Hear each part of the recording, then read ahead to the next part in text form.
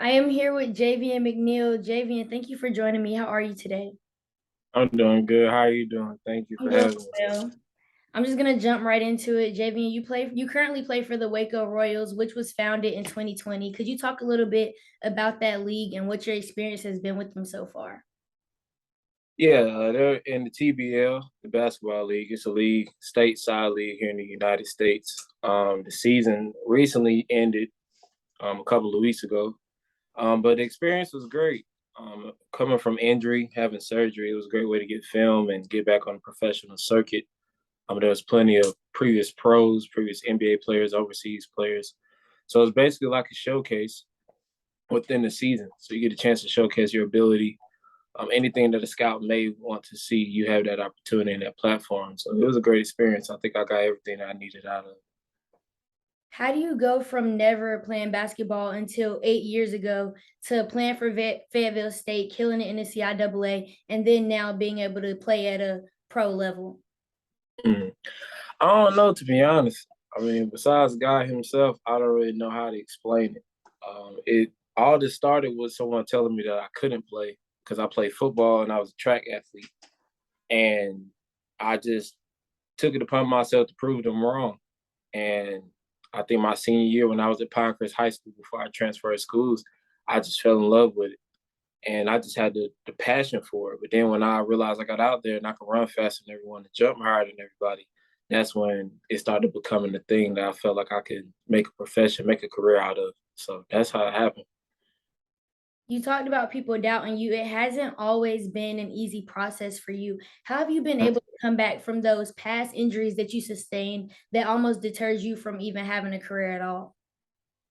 Oh man, definitely perseverance. I remember when I tore my right wrist my senior year at Fayetteville State University. We had a packed roster. We were poised to make a championship run, and they did just win the championship last year. So shout out to them, Bronco Pride.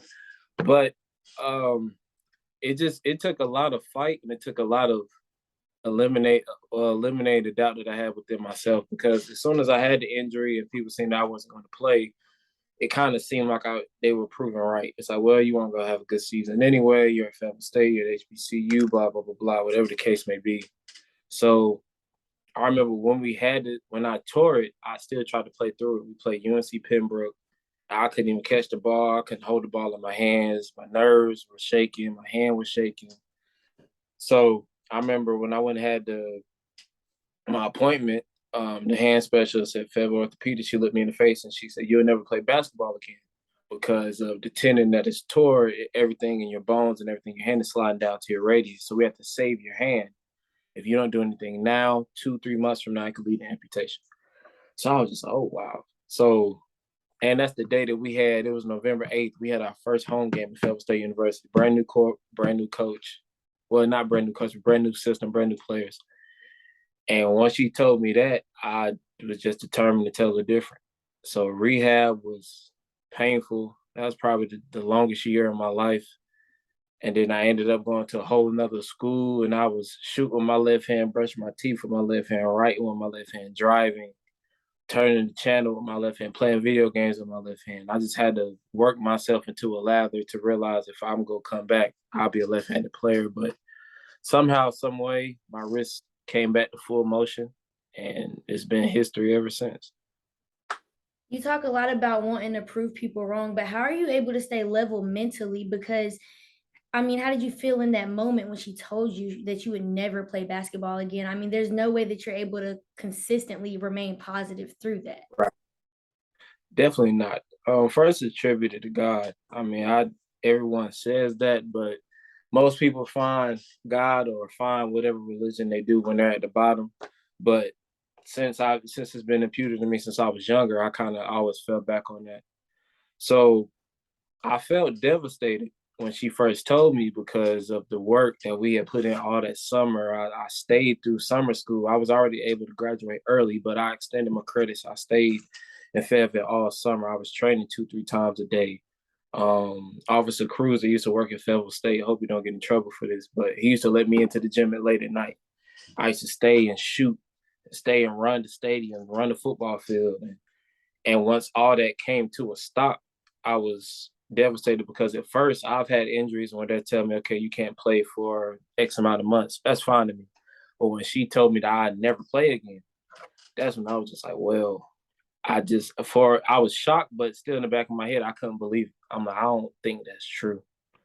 So through time, I had a close circle. Um, I had a lot of tough love from my mentor, but it was just perseverance. That's really how I stay level headed. I just couldn't let myself believe that that would be the end because of everything that had happened. And when I started working out and doing certain things I shouldn't do, I guess you could say, because my rehab, I came back 6 months early. So I was able to grip and turn and do things. So in rehab, they'll let me shoot a tennis ball, but I would go to Fayetteville State when no one was looking and I would shoot a basketball. And when everyone would leave, when the Chili's and everybody that left that night, when they had night practice, I'd go back in there and shoot and do all types of things and record myself. And every single day I was depressed. Every game of the season when I'm sitting there watching my teammates play, and I couldn't have a senior night because I was going medically redshirt. So I'm trying to stay positive every game, and I'm watching my team lose. I'm watching us win certain games and lose games we know we should have won. And certain players coming up saying, "Oh, I'm glad you're not playing." I was probably depressed most of the time, and then I just kept digging my faith in God and digging my faith in the process. And then once I was able to move my wrist, I think a year after that, that's when I ended up at another school. And once that happened, it was smooth sailing. I'm like, oh, yeah, now it's over because all that adversity doesn't even amount to what I just experienced. So that's probably how. It definitely seems that you thrive in adversity. How were you able to come back from rehab 6 months early? What was the rehab process like for you? Oh man, it was. I'm not gonna say terrible, but outside the adversity that I've been through in my life, that's probably one of the most not traumatic, but it's one of the most challenging things I've been through. Because it was at Fayetteville Orthopedics. So it wasn't like I was in rehab with other athletes or people of my age. I was with the elderly or people who've had hip replacements, or I'm not gonna call them old, but I was with older people.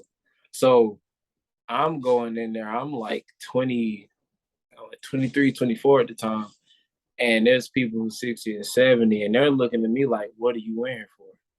And then I show them my wrist, and I had like the needles and things coming out. And they're like, oh, yeah, you better be glad that didn't happen when 30 and 40 because you won't come back from that.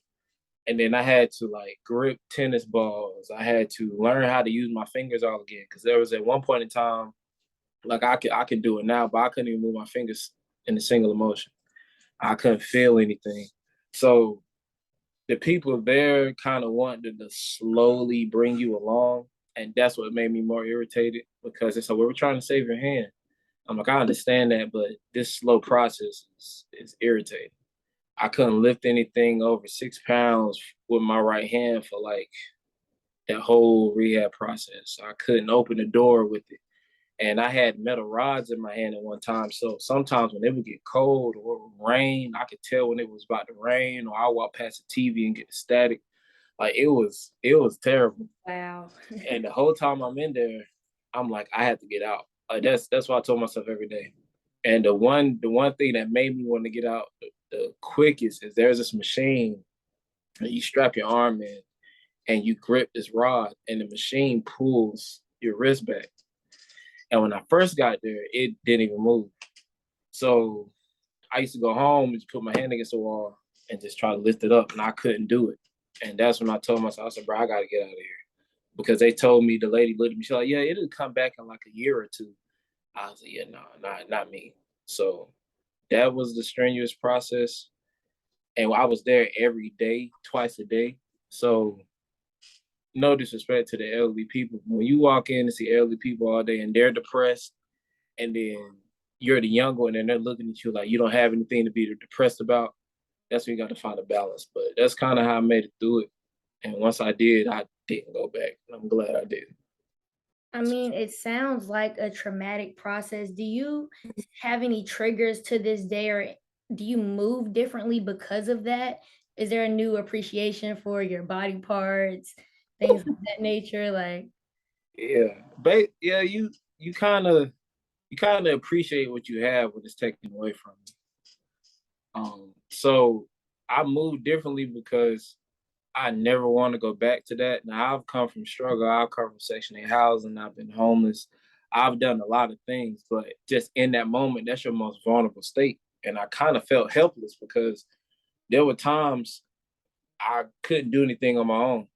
Like there was times when I couldn't bathe a certain way. There was times I couldn't eat a certain way. So that whole process, I'm just like I had to move different. If it's anything that looked like it'll touch my arm, I'm not gonna do it. If I took stretching more serious, I ate different foods. I did a bunch of research thinking it would help my wrist. That's just how desperate I was. But it's just a newfound appreciation because I am not predominantly right-handed. So I'm an artist. I draw and things like that. So when I couldn't draw, that bothered me because that used to be my outlet. So I couldn't even pick up a pencil. I couldn't like turn it in my fingers or anything. So I just started moving different. And when I started working other places, I will always protect my hand, and not just my hand, but just my body in general. Because I just know what it's like to have it taken away from you. And then other people are looking at you like you're this athletic being. And it's like, well, he can't even catch a basketball. So I move differently. I don't have any, I want to say a trigger. But I mean, if we're playing basketball, someone smacks my wrist, I mean, obviously I'm ready to say something. But I mean, most people see the scar, and before people used to ask me about it, it used to trigger me because it was traumatic. I'm like, all right, I'm still making it through the process. I'll explain it one day. But now I kind of see it as a blessing. So I don't really have any triggers about it. But unless you try and do any harm to it, it doesn't really bother me. We've talked about your persistence and just overall athleticism, but you also have a training business. Could you talk a little bit about getting that started and the motivation behind it? Yeah, Jure training. Um, it started, actually, I started developing it while I was hurt, because I know what it's like to want to reach out to these, I guess you could say, bigger companies or entities or trainers, and they just leave you on red or don't reply to you. So after I recovered, I was working at Freedom Christian Academy as a janitor. But that's the only way I could get basketball court access. And shout out to Jarrell Bailey, who was my trainer at the time, Curtis Darden. But that's the only time I can get court access. So while I was in that 1, 2 o'clock in the morning, I would start writing down my workouts. And I just started thinking to myself, I'm like, well, if you have somewhat of a presence or a face in Fayetteville or North Carolina, people might adhere to that. People might want to see what you do. So the more I wrote it down, and I'll leave there. It was a grind. I would start from 8 in the morning to like 11 o'clock at night, and I'll stay from like 12:30 in the morning to like 5 o'clock in the morning. And that whole time, after I work out, sweaty and all, I go to the computer and write up a spreadsheet or write up a workout plan. And certain people, when they see me in there, certain students start doing it. So fast forward, the pandemic came, and you're just shutting your house all day.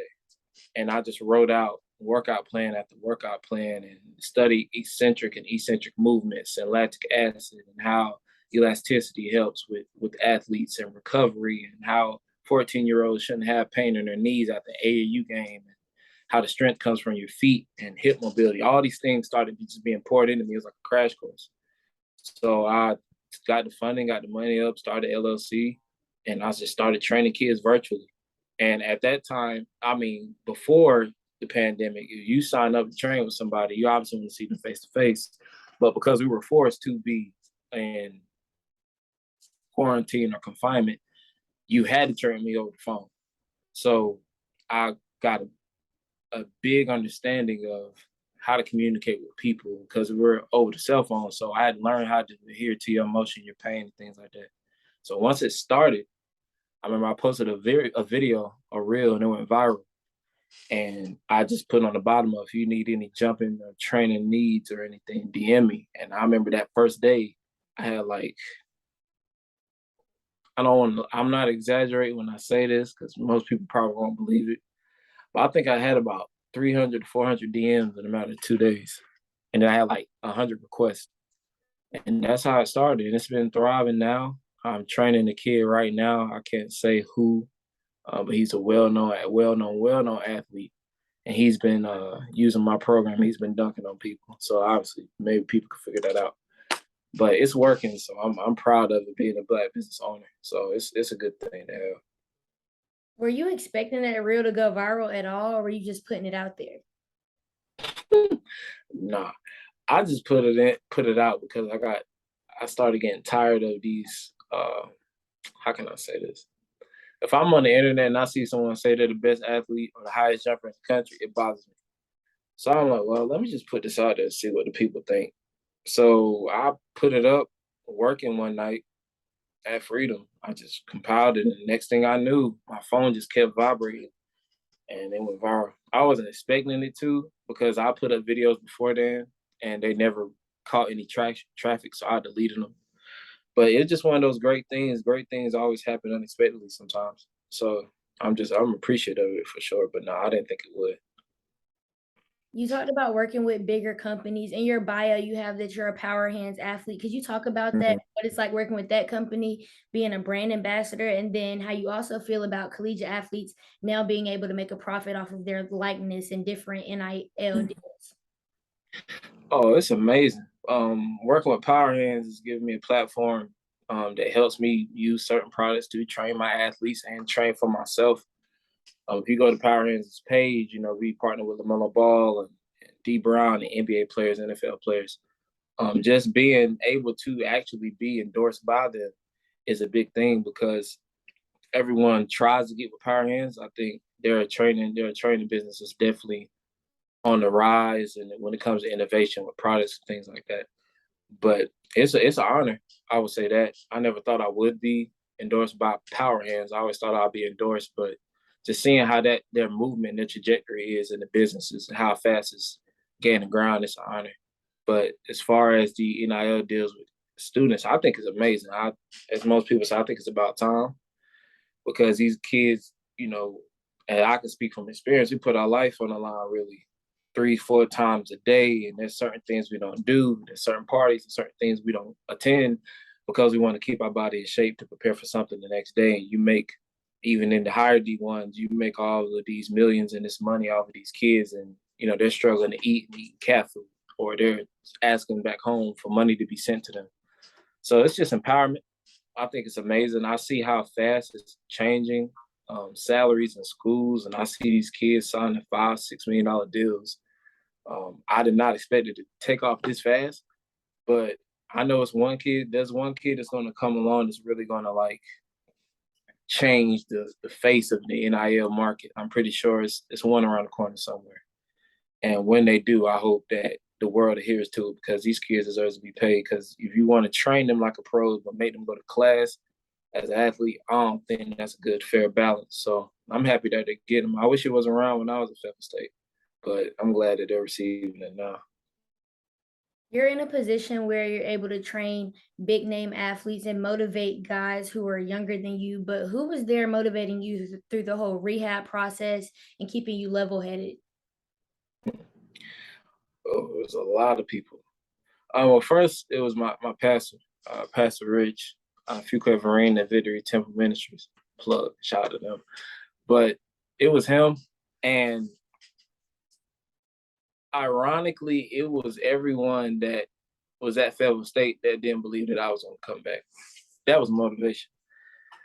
The lobby in the training room, and they just walk in like, "You did what?" Because there were rods coming out of my hand to keep it in place. People would see it, and it was, "Oh yeah, nah, bro, you that business you got, you would RTC, you might as well go do that."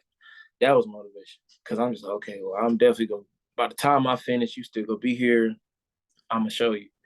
My mother, um, the girl I was with at the time, not being messy or anything, but the person I was with at the time motivated me. It's just, it was so many people. Like I said, like they say, it takes a village to raise a child. I would be wrong if I tried to list every single person. But it's just through that process, everyone is telling you what you want to hear. But when you run into the people that tell you what you kind of need to hear, like with Javen, you can't mope all day. Like you got to get up. Like you got a left hand. I remember my trainer told me that. Well, my mentor told me that he just looked at me and I was kind of defeated one day. And he just walked in there and I was watching TV. He was like, "You just go sit around all day?" I was like, "Well, I can't do anything." He said, "Well, your legs aren't broken and your left hand works." I figured it out. And ever since then, it was just motivation. So they kept me grounded. My family kept me grounded. Will McNeill, Adrian Rich kept me grounded through the process. Kevin Evans. I mean, so many names I could say. But for them not to have experienced an injury like that, but still be able to speak like directly to me, I think that's attributed to what type of great people they are. So that's basically how I made it through. You have a post on your page dedicated to a Dr. Carlita. Who is she to you?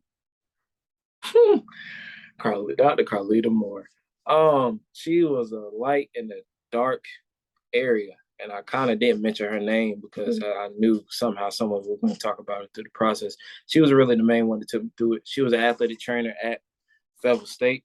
She attended Fayetteville State, so she's touching everybody spiritually, mentally, physically. No pun intended, but she took me through it, and I've always made accomplishments. And every time I've made a post, I tag someone else or my graduation post to my father or my mother or anything like that. And I always told her when I do something that people really don't expect me to do, I would tag her in it.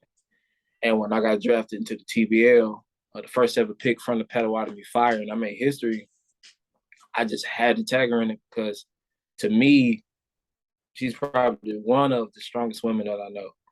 And it's just motivation because during those rehab processes, I'm not a man to cry or anything like that. But when I felt like I was about to, or I would try to pick up a piece of paper in the training room and I couldn't do it, she was always there to push me through it. And it wasn't like a sob story. It wasn't. I don't know what works for other people, but I'm not the type to take a lot of soft like talk. Like it'll be okay and pat me on the back. I don't like that. So she'll just walk in the training room one day. I mean, she had a basketball, and just to tell you what type of person she was, and she like threw it at me. So I caught her on my left hand, and she's like, well, I thought you wanted to work on your right hand. I was just looking like, Carlita, that makes no sense. And then I threw it back. She threw it back, and I caught her with both hands. And that was like a week of me not even be able to touch a basketball. And then she was like, take that, go outside and dribble. And I'll be dribbling, and she'll have like the little styrofoam things you have in the pool. She used to walk by and just smack my forearm. And it didn't hurt, obviously, but it was challenging because she'll smack and I'll lose basketball. She's like, well, if you want to get better, learn how to dribble. If it's a weak hand, make it your strong hand. And she checked in on me. She called me. It was just so many things that she did that she really didn't have to do. And she got me through that. And the one part of the story that people don't know is once you have these type of surgeries, if you have a not nerve replacement, I don't know how to say it, but basically when you have these type of surgeries or a tendon that's disappeared or something that's completely ripped, your nerves are trying to recalibrate everything and bring your body back together. So they injected me in my shoulder to get to my wrist. I don't understand that to this day. But they didn't give me nerve block medicine. So once I got off of that medicine, they told me that once I take the medicine, I won't feel any pain or anything like that. But they didn't give it to me. So as soon as the medicine from my shoulder wore off, I felt every single nerve jumping. And it was the most painful thing I probably experienced. It felt like someone was literally took a dagger in my hand and was pulling it back and forth. And I called my mom. I'm calling everybody, and I'm like yelling and like in pain. I'm like in the fetal position on the floor. I mean, I was about to cry, I didn't, but it was so painful that I didn't know what I was going to do. And I remember she called me, and everything stopped. And she was like, Javen, you'll be okay. I promise you will be okay. She's like, just sit up, get some ice. She's like, it's going to hurt when you put the ice on it, but just breathe and realize your life is harder than what you're going through right now. And ever since she told me that, it was a smooth process. So basically, Wonder Woman. That's what she is. So You talked about being drafted into the TBL, but in 2019, you went undrafted. How did you not let that moment define you amongst all the other things you've gone through? I don't know. It seems like my life is always full of the moments for me not to let myself get down when something happens. When that happened, coming from the school that I went to, coming from Fayetteville State University, I obviously knew that there would be a different type of adversity I would have to hit. But I did put my name out there. I was confident. I did go to some workouts. I did do some things behind the scenes. But once I didn't get drafted and I had that extra year eligibility, I just told myself, well, you didn't get drafted for a reason. So maybe it's because you can't do certain things. So work on your game. And that's what which led to me going to Virginia State University. I had a fallout with my previous institution, but that's not important. But I got there and started working out because I'm like, well, I'm going to do everything I can to prove to these scouts that I am worthy of a training camp invite or summer league or whatever the case may be. But ironically, at the same time, I was still working on my left hand. So I guess it's kind of good that I didn't go to a camp or anything like that because I wasn't even 100% healthy. I got to Virginia State, shout out to Coach Blow, Coach Drew, all my guys there. Um, it was all left handed, and I worked probably the hardest I've ever worked in my life, and that speaks a lot. And when I got there, I was told that I was going to be able to play. So I'm at Virginia State, and they're nationally ranked. We have a D1 schedule. We're playing VCU and Richmond and all these teams go to the NCAA tournaments, NBA ties that are there. And the real letdown came is when they came to me and there was a falsely accused lawsuit on me from my institution, and they told me that I didn't have any eligibility. So on top of not getting drafted and I graduated, then I got my feeling back in my hand. And then as soon as I got my feeling back in my hand, I got ready to scrimmage. And it's like, oh, yeah, you don't have any eligibility. You can't play. I was just like, oh. So to answer the question, that fast forwards to that whole year went by. And I was down about it. And then I realized I'm not able to play basketball. So then I had to put myself in a position that I didn't want to be. I had to go on roster and become a coach. I had to wash clothes. I had to film practice. I had to do scout reports. And it was like humble pie being given to me in full capacity. And I had to sit there and watch Fayetteville State come play us, and I couldn't play. And then at the end of that, once I got healthy, my trainer was gonna help me at G League Connect. So, all right, this is the summer, we're gonna push. COVID hit. So it didn't get me down, but I took it as it's not time yet. So every time something happened and there was a setback, I always take it as I got set back to be set forward. So somewhere along the line, you didn't do something right. So whether it was your body or your wrist or your mindset or whatever the case may be, that's how it happened. But I was tremendously hurt when all that happened, to be honest. We've talked a lot about your adversities and different past injuries. What is one thing you hope other athletes can gain from hearing your story? Inspiration. I honestly feel like we all walk the same path in life. We just got different rocks in different parts of the road. And I really feel like once you see it, it may not be the same type of situation, but you can find yourself in it. I just hope they get inspired. I hope they learn to believe in themselves because from everything I've come from, I really have that many people to believe in me because of where I come from. You know, they call it the end. It's Western North Carolina, but where I come from, most people try to live out their dreams, and once they didn't reach it, they come back to the hood and they basically tell you that you're not gonna make it. So I hope they find perseverance. I hope they realize that if you really put your mind to something, you can do it. Because at the point that I'm at now, right now I'm in Washington D.C. I've been to training camp with the Santa Cruz Warriors, to go to State Warriors. I've worked out with the Philadelphia 76ers. I'm in the course of working with the Washington Wizards. Like at this moment, I just came from working with them actually. I got invited to Vegas. Like for summer league, I don't know what's going to happen, but it's just the point of being there. And all that came from perseverance because if I would have stopped after I tore my wrist or they took my eligibility or working in Freedom Christian Academy, I wasn't willing to do those extra hours, I wouldn't be here. So I hope they realize that it's not cliche. Anything is possible if you put your mind to it. But it's really up to them to believe it. But maybe this story could help prompt them to be more believing in themselves than they already are. Well, Javian, I like what you're doing. I'm inspired by your testimony, and thank you so much for joining me today. I appreciate it. Thank you for having me.